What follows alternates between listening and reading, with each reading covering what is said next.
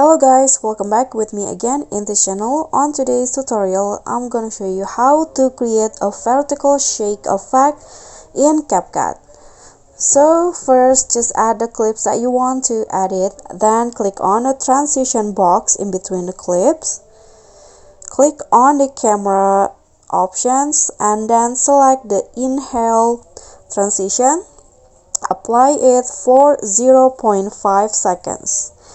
Now go to the video effect, click on the opening and closing category and then select the vertical blur effect.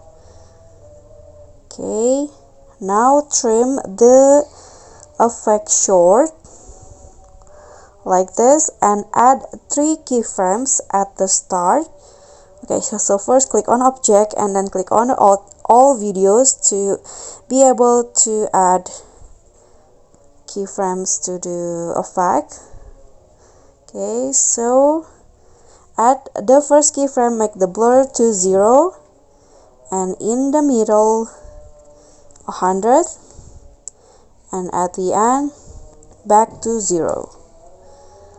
Okay, now go to the video effect again and add another keyframe. So this time click on the lens category and add the wide angle effect. Click on the check icon and trim the effect like this. Now do the same like the first effect. Click on object and choose all videos. Okay, now add keyframe at the start and set the intensity to 0. The second keyframe, intensity 50, then the last keyframe back to 0. Okay, lastly add the last effect. So the effect that you need to add is the vibration flash effect that you can find under the nightclub category. Okay, this one.